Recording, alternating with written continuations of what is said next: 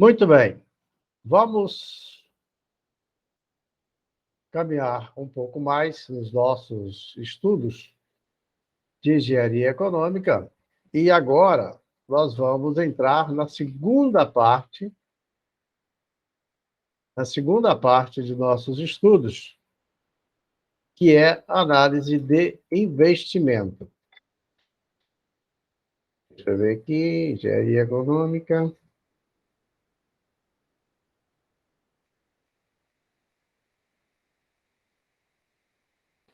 Parte 2. Análise de investimentos.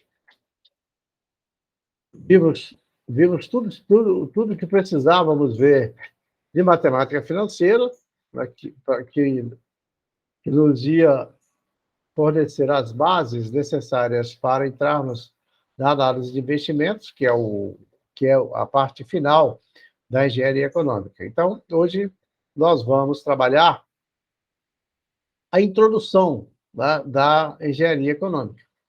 No módulo que vocês têm à disposição, vocês vão entrar aqui na parte 2. Parte 2, análise de investimentos. Bom, nós já vimos todos os conceitos lá atrás de engenharia econômica, e onde agora nós não vamos voltar. Tá? Nós vimos lá no início tudo que precisávamos entender para compreender a natureza da engenharia econômica, como ela surgiu. Tá?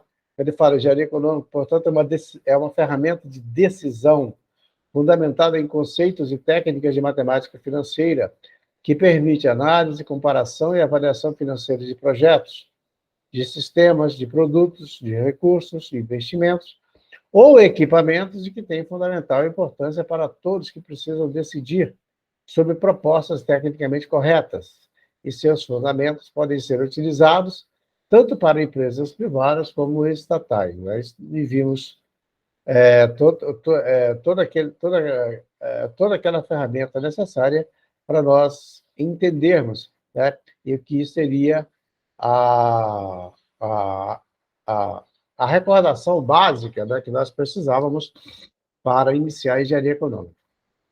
E a segunda parte da engenharia econômica é análise de investimentos, mais exatamente, análises de projetos de investimentos. Porque nós vimos que a base da engenharia econômica é trabalhar projetos, é fazer estudos de projetos, estudo de viabilidade de projetos. Ele fala aqui, análise de projetos de investimentos consiste em aplicar critérios que permitam identificar a escolha da alternativa mais interessante, assim como definir se ou não, se o projeto é ou não justificável, se é justificável ou não investir naquele projeto, investir os recursos financeiros naquele projeto. E ele pode ser uma implementação, pode ser uma implementação, pode ser uma implantação, pode ser um ajuste. O que nós precisamos aqui é analisar, que é o que ele nos fornece, é analisar se é possível, se é viável, né, a utilização daquele projeto. E a análise econômica ela vai trazer para nós, em unidades monetárias, todos os recursos, os valores dos recursos que serão aplicados, serão utilizados.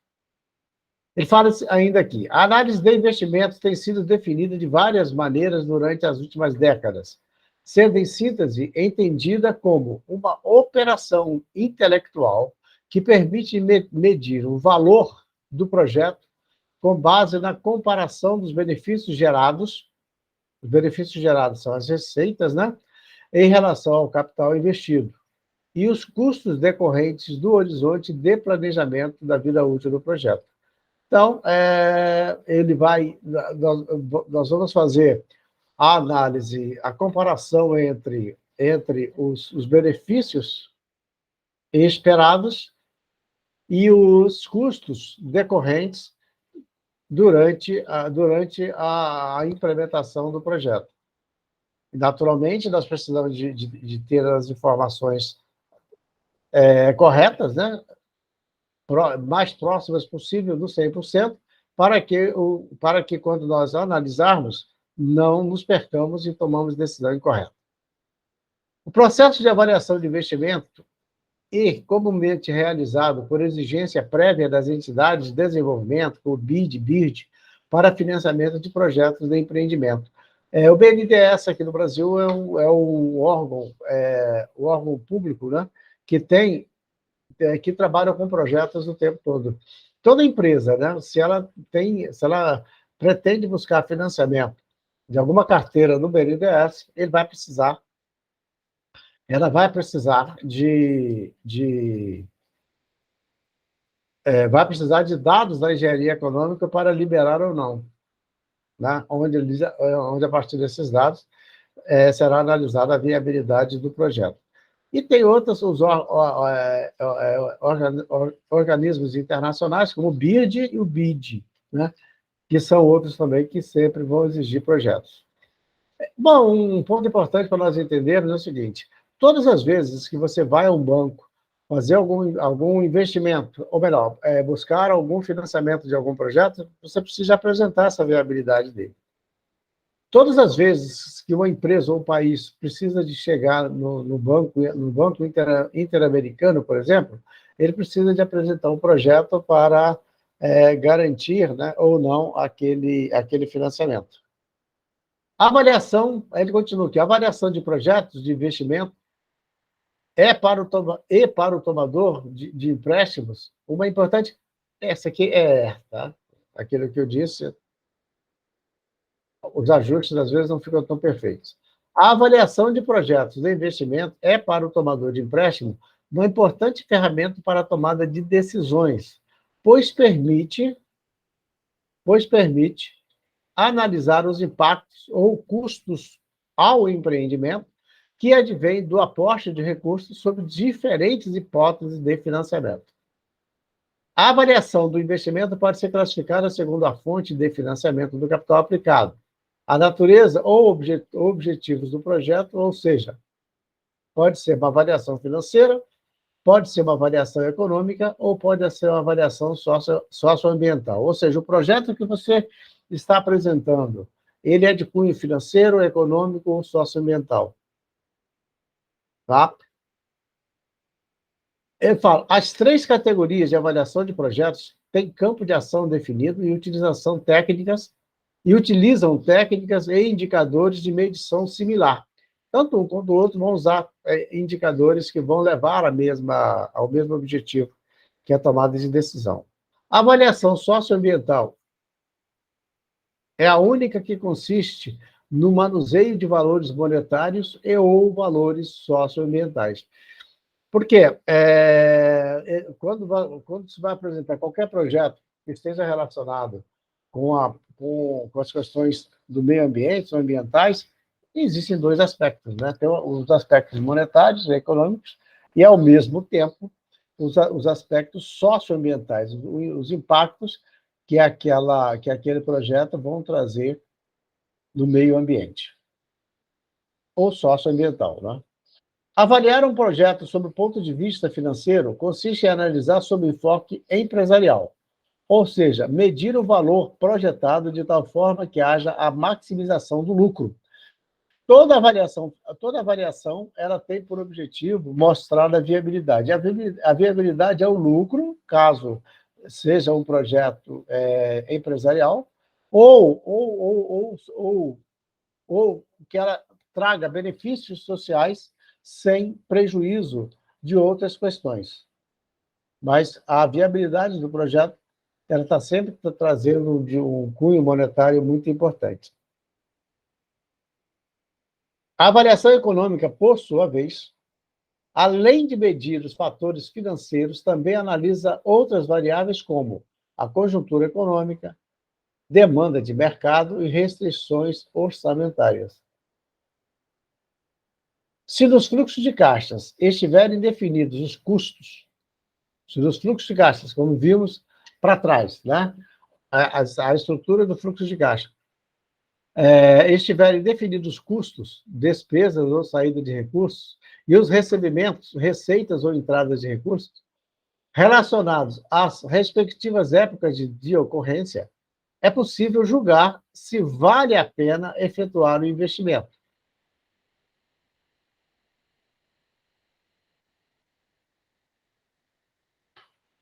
Ou, dependendo do caso, se vale a pena tomar os recursos, através de diferentes processos ou da obtenção de diferentes indicadores.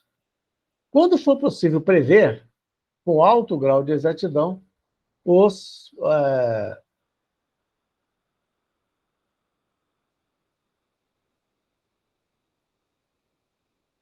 Deixa eu dar uma ajustada aqui na tela.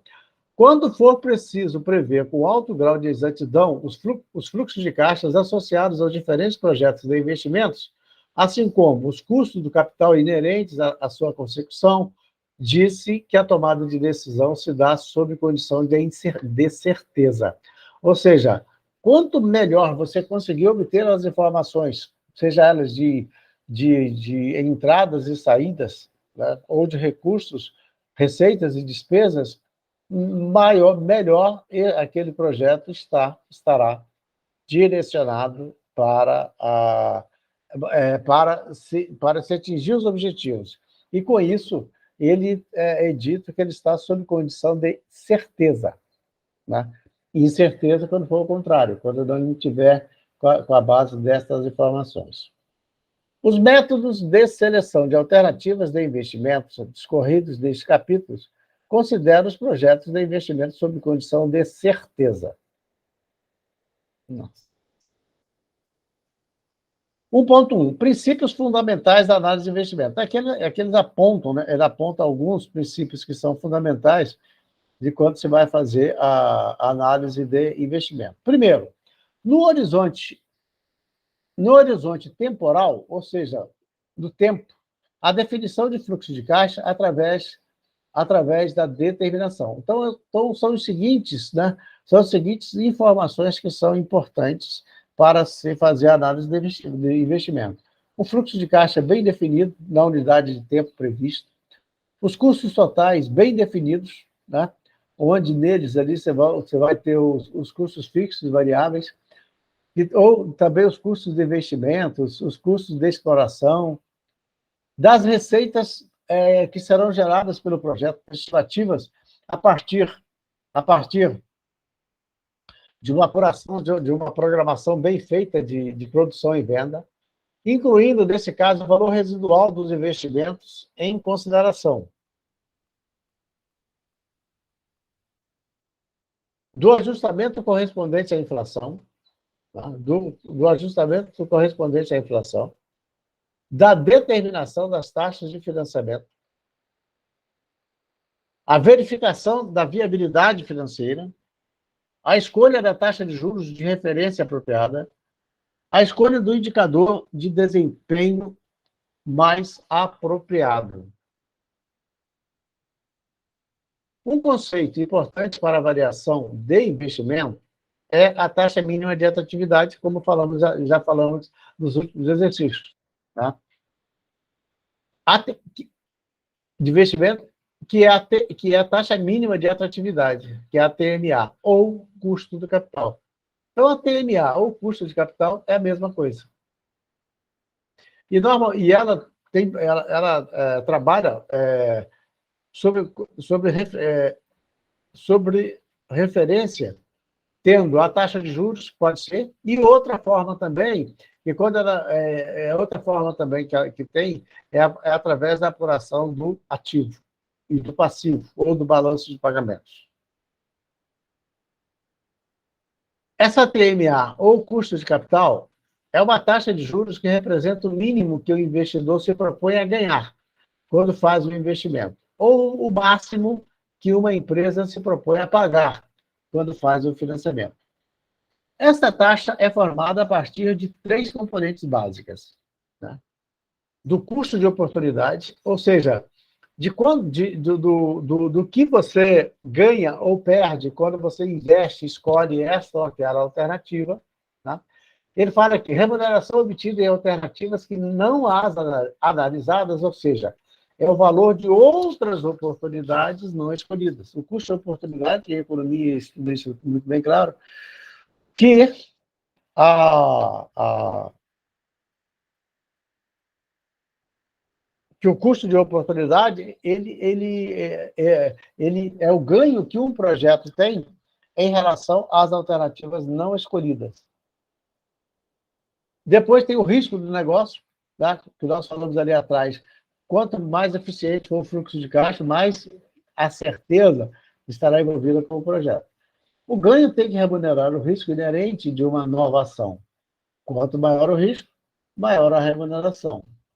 E o outro é a liquidez. O que é a liquidez? É a capacidade ou velocidade em que se pode sair de uma posição no mercado para assumir outra, ou seja, a rapidez ou a facilidade quando você pode deslocar de um mercado para o outro.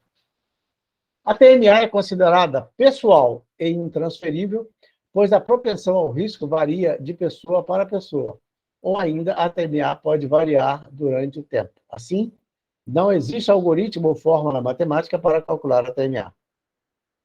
Ao se utilizar uma TMA como taxa de juros de referência, é entendida como a taxa de desconto, ao qual aplica-se em comparação em relação a um período de tempo, como o valor presente líquido ou custo anual uniforme, para se determinar a viabilidade de um investimento ou um empréstimo. Eu falei em algum momento para trás sobre a taxa de desconto. Você atualiza um capital a partir da utilização dessa taxa de desconto. E a taxa de desconto é nada mais nada menos coerente com a taxa, com a TMA, que é a taxa mínima de atratividade, né, que é o que representa o que seria o custo do capital. E também, caso o resultado seja positivo, a TIR, ou taxa interna de retorno, supera a TMA e o investimento é interessante. O contrário ocorre caso o resultado seja negativo. Uma das outras ferramentas utilizadas é a TIR, taxa interna de retorno, que, ela sendo positiva, significa que o projeto é viável.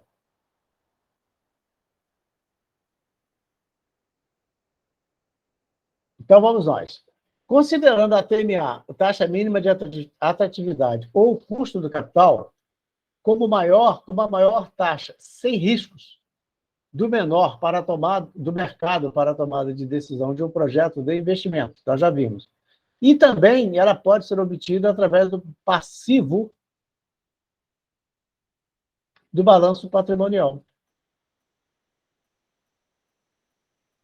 Né? Através do passivo do balanço patrimonial. E o balanço patrimonial, nós sabemos que tem o ativo e o passivo, e eles têm que igualar, né? Tudo que corresponde às entradas e saídas. E como que nós vamos calcular a TMA a partir do balanço patrimonial? Percentual em relação ao total do balanço patrimonial, percentual do circulante, mais o percentual do exigível a longo prazo, mais o percentual do patrimônio líquido. E aí nós tiramos a média. Quando nós tiramos a média, aquela taxa passa a ser a taxa mínima de atratividade. Tá? E a partir dela nós vamos utilizar para avaliar o projeto. Por quê? Né? Por que esse método? O passivo é o que representa aquilo de haver no mercado. Fornecedores, contas a pagar no curto prazo. Ou seja, quando nós temos uma conta a pagar, é porque nós compramos a prazo. E pode ser investimento ou para gasto. Esses valores aqui do passivo, eles são extremamente importantes para o projeto. Por quê? Porque se ele for muito alto, qualquer projeto que nós fazemos, nós temos que comparar ele à taxa mínima de atratividade que é apurada do processo. Porque ela